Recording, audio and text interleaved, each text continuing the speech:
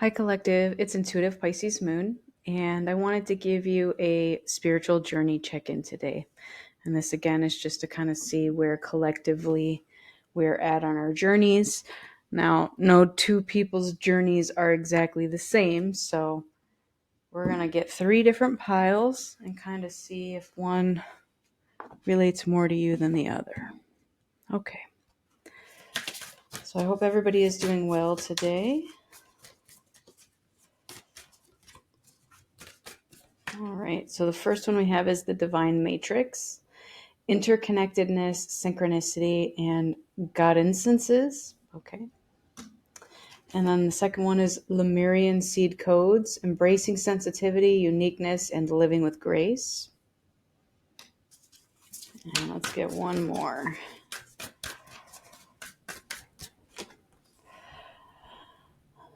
Anunnaki light codes, energetic shift, new information, end of a cycle.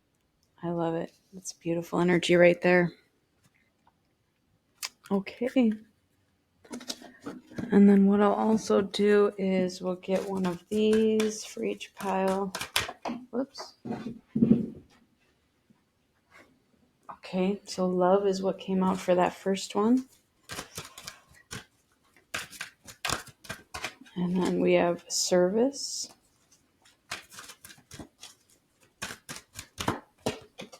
And humor. Okay. I'm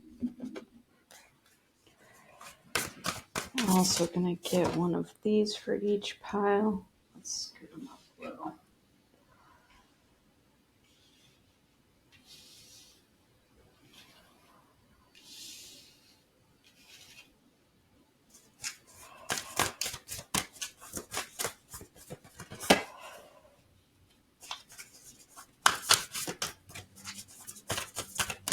Okay.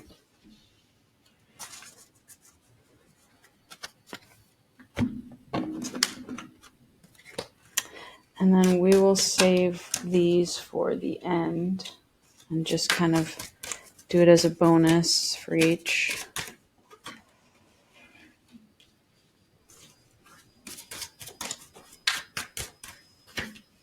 Okay. So the way that you can interpret this reading is think of it as a whole, or you can kind of pick one pile that you feel pertains to you the most. Okay. Your choice, however you want to play it. But we're going to start over here with this pile. This is the Divine Matrix. And it is interconnectedness, synchronicity, and God instances. It just sounds like such a strange word. Okay, let's see if we can pull that one up.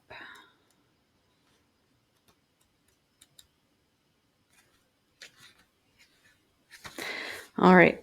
Everything is connected. Everything that was, is, and ever will be is connected by an invisible bond of energy, uniting every living being from the past, present, and even future. This isn't a new idea. Every great mystic through the ages has understood that everything is one, and now scientists are beginning to provide evidence for it. The best way to describe the connection as a lattice or grid, a divine matrix. We're all points on this grid, and we're all connected through it. It links us to our ancestry and loved ones, aspect of ourselves, past, present, and future, and also the ancient and divine wisdom held in the quantum field of the universe.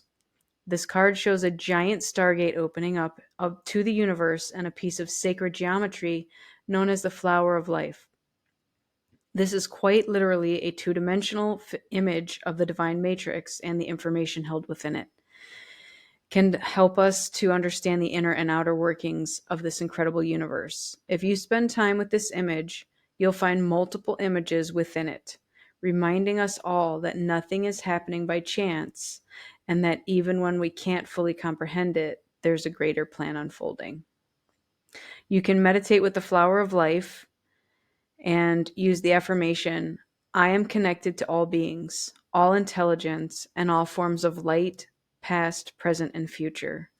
I am one with the one. You are in alignment with the oneness of life and the inner workings of the universe. You are part of something great. That means that you are greatness expressing itself. Not one thing in your life has happened by chance. Even when you felt that things have been against you, a process has been unfolding, helping you to understand your connectedness to all things. So there's no need to feel insignificant or lonely. It's only important to remember that the universe is always working in your favor and for your highest good. You may have felt loss, but know that nothing is ever lost. For we're all held in the heart of Source, and love is our connection to all things. All right. I think that's beautiful because love is the next card that comes out. And it says, I commit to the practice of seeing the good in all things. Okay. This is very beautiful. So for an intuition check on this pile, this is number 57. It says, discern your gut instinct. The first strong intuitive hit that you receive about a person, situation, or place can be a foreshadow, like a glimpse of hindsight. Gut instincts that remain consistent over time are especially worth heeding. Don't allow others or yourself to talk you out of your gut instincts. Avoid overthinking and prioritize gut health. Okay. So again, that also relates to our solar plexus chakra, this yellow one right here. Okay, that's about trusting your gut instincts. And then as far as prioritizing your gut health, clearly that's about, honoring your vessel, your body. So just pay attention to some of the things you could be eating. If things gives you indigestion or just things of that nature, try to avoid those. All right, let's see what we have. We have validate your past. You did the best you could. Feel and empathize with your past, not judge it. Okay. I think that's beautiful because, again, all things are connected and we are moving forward from a place of love. So when we have love for ourselves, that in turn turns into love for others and all things because all things are connected. So it may seem like a crazy paradigm, but that's how it works. You go in and you love yourself. In turn, you love others and others love you back. Okay. So again, with using your instincts, validate your past. To me, these are things that if we're doing our shadow work, then we would become to realize these things. Again, with your intuition, it's something that we're kind of taught from kids not to trust. And I just, we could go into a whole rabbit hole as to why I believe that that's the case. Maybe we'll get into it someday, but not right now. But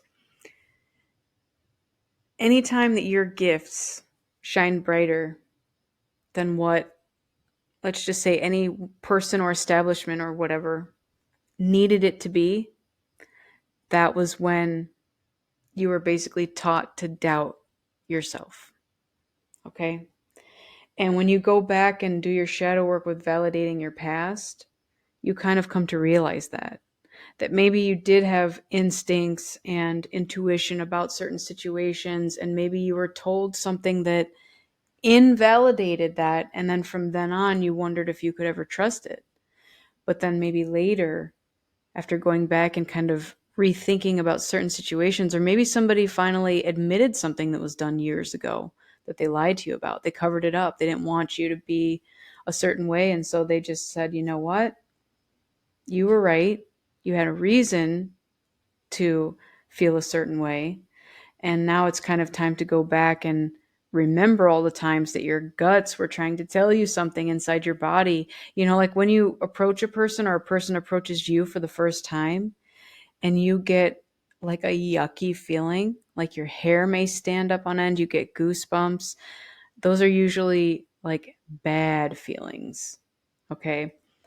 How often has that been accurate? And then here's another scenario. Let's just say you went around and told people, oh, that person's bad news. I don't think we should be talking to them. And they're like, oh, just calm down. It's fine. This person's fine. And then they turned out to not be a great person. You know what I'm saying? So it's stuff like that that we have to really pay attention to in our lives. So, All right, that's it for that pile. Let's move on to the next one, which is Lemurian seed codes. And so Lemurian crystals are, I think this is one right here, yeah, because it's got the grid marks. I don't know if you can see that on the camera, but they say that if you can scratch along the surface of it, that it's supposed to activate the messages in the crystal. So that's basically what a Lemurian crystal looks like. It's just got kind of the etchings on the sides. Okay. So this is about embracing sensitivity, uniqueness, and living with grace. Lemuria was a civilization that was in the middle of the Pacific Ocean in ancient times. The inhabitants of this sacred land lived in complete harmony with nature and had a connection with every living being, similar to the movie Avatar. Their inner vision was fully activated to the point where it was thought that their pineal gland was fully developed and that they could see for hundreds of miles in every direction in a similar way to the sonar of dolphins and whales.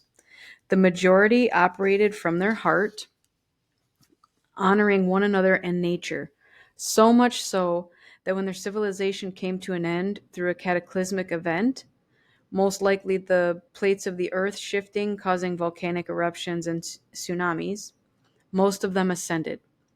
It is said that these highly attuned beings knew that their civilization would end and decided to send healing waves into another part of the world for future civilizations to benefit from. They telepathically channeled their frequencies into a thought that would become crystals that would be found thousands, possibly millions of years later. These Lemurian seeds are a type of quartz crystal mostly found in Brazil and Colombia. They are powerful crystals with striations similar to barcodes or engraved on their faces. They have a feminine, receptive energy that is said to help us step into a more feminine way of being in order to help the evolution of the species. Visualize yourself on an island surrounded by pale blue waters, living in harmony with all living beings. If you own a Lemurian seed crystal, hold it in your left hand. Call out the ancient ones of Lemuria and invite them to share your wisdom. You are a highly sensitive being. You might feel that this is a curse, but this card is here to let you know that it is actually a gift. It indicates that you have spent lifetimes upon lifetimes living with a giant shield up to stop the world seeing the real you. But you are a highly unique soul with incredible gifts that you are worth sharing. Through embracing your uniqueness, you can help many others embrace their own. This lifetime is a more graceful existence with less defense and more trust. It's not about protecting yourself, but stepping into the space of surrender and revealing your true self. Okay, it's a great message. And then underneath that, we have service, which is I feel good when I can help others. So basically, what we're doing is we're activating our own inner lights. And as we do that, we kind of become beacons for others. And then that in turn helps them activate their lights. And the more good that we do, the more that the feeling of love rather than the feeling of fear is going to take over. And that's what's about to change here in humanity. We're so close to a precipice of just ginormous amounts of change. This is what's going to help get us there. All right. So with your intuition, slow down to center yourself. Intuitive guidance is heightened, more accurate, and appears more often when life moves at a saner pace. Your sixth sense is less responsive when your energy is pulled in too many directions, rushing around constantly, multitasking, and swamped by responsibilities. Slow your roll for better mystical attunement and to stretch time. All right, and then let's see what we have here. You have special gifts. Never surrender to normal. I love that. So again, what's basically happening with humanity here is as we all waken and heal ourselves, our job is to first love ourselves, Then learn how to have others love themselves. You're basically being of service to them. Okay? Okay. Let's move on to Anunnaki light codes. And this stands for energetic shift, new information, and end of a cycle. The Anunnaki are a race of cosmic light beings who have been coming to Earth since ancient times. The Sumerians and Babylonians acknowledged them in the deities who governed one space between the worlds. A divine leader of this incredible race is the goddess Ishtar, a powerful figure similar to the Egyptian goddess Isis. The Anunnaki have taken many forms throughout the ages. They have an angelic warrior-like quality and have appeared with wings, sometimes up to 4, and with an elongated head and face similar to that of an eagle. When the Anunnaki appear, it's important to know that they are heavenly allies supporting our healing and ascension. In the distant past, they visited the Atlantean civilization and helped those who were aligned with the spiritual path to ascend to the next dimension, so that they could leave the wheel of karma.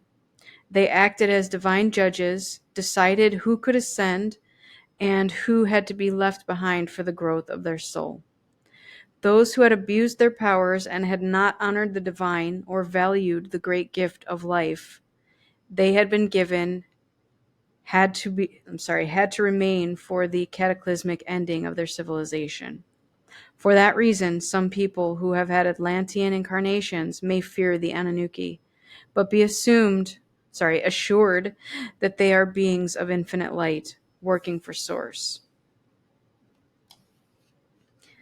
So to connect with them, you can say, Anunnaki, Anunnaki, Anunnaki. I welcome in the presence of the Anunnaki people. Thank you, angelic cosmic beings, for immersing my energy body in your light codes.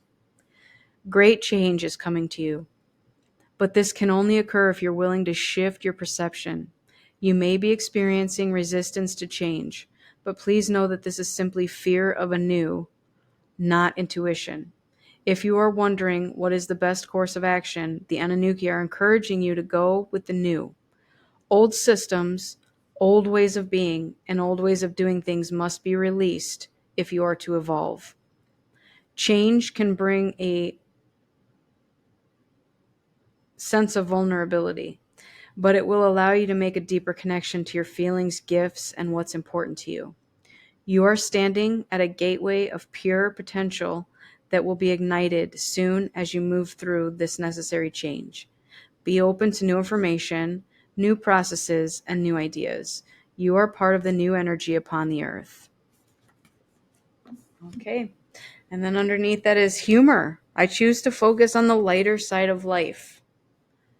All right. To me, that is also about like kind of laughing at yourself. Not in, a malicious way, but you fall down and, because you tripped on something. Some people would be embarrassed by that, but I just would laugh and be like, well, at least my butt caught me, whatever you got to say to get back up again. But yes, humor. I love humor. It makes everything sweeter in life. And I mean, if I can't laugh, then what's the point, All right, with your intuition, it says, alert, intuition growth spurt. You are currently experiencing a general increase in your intuitive ability or gaining access to a new psychic pathway. Just like physical growth spurts you experienced in childhood, an intuition growth spurt may seem awkward and uncomfortable at first, but you'll soon adjust. Sensitivity exists on a spectrum, and yours has shifted. All right, that's good news. And here we have overcoming obstacles. Get back on your feet, gain strength from difficult situations. Okay. So, because we have been through so much here, a lot of obstacles, okay? Again, we had to go within to start trusting our gut instincts and our intuition, validating our past and saying, yep, it doesn't define me. And now I'm seeing that because we've overcome so much, now our intuition is stronger. We are wiser. Even our physical bodies, we're getting upgrades in light codes. We're laughing at ourselves. We've ended a cycle. So this has been a crazy ride, but we have learned so much along the way, and we're stronger at the end because of it. And I know that that can be a hard pill to swallow. Sometimes we don't want to deal with adversity because it doesn't matter what it brings. It's just tough times, All right. I just want to see if we have any advice from our angels, just to kind of get some closing information. What information do we have for the collective on their spiritual journey from our angels? Okay, this one. I've got a couple that came out here. So the first one is forgiveness. All right, that definitely goes with validating your past. So that is forgiveness for yourself, but it's also forgiveness for others. Now, you don't ever have to go up to a person to forgive them and tell them that you forgive them. Never. Never, never, never. Okay? What you do is your own personal time and way of doing things. So if for you, it is comfortable for you to internally say, I forgive so-and-so for the hurt they caused me, and just let it go, that's all you need to do. It's that easy. And then again, if you did something that you're having a hard time forgiving yourself over, it works the same way. You just say, I forgive myself for doing what I did at that point in my life. Maybe I didn't know better. Maybe I didn't have the proper tools to handle what was happening. Okay. So we all have our reasons for forgiveness. And remember, it is a gift to yourself, not the other person. All right. We have recovery. That's beautiful energy too. Because again, that's healing after, what happened in our past. So it's beautiful energy. We have compromise. Now she's holding the scales, the balancing scales. So I'm also seeing that as justice is, taking over and making sure that we're getting what's coming to us. We've overcome so much and the scales are in our favor. We've balanced things. So if you guys had karma in the past, I'm seeing that it's been cleared. You're recovering from whatever happened, and you are forgiving yourself and others. And if you're not, that's okay, because you will get there at some point. These might be obstacles for you. Okay? And then we're also getting asked for help from others. So sometimes it is necessary for us not to do things by ourselves and to need help. All right. And then this is the other thing I'm relating that with too, is service. When we are of service to others, asking for help is not so difficult at that point in time. Okay? Because what happens is you are available for somebody, you're there for them, you're of service to them. It doesn't have to be a person. I mean, it can be whatever it is that you choose to be of service. But once you give your time, time is then given to you. Okay? I want you to remember that, because that is very important. When you give your time, which is the currency of the universe, your energy, your time is the most valuable thing that you own as an individual. And when you give that to somebody, it's like giving them money, although it's more valuable in universal language. Now what will happen is when you need it, it will be given back to you.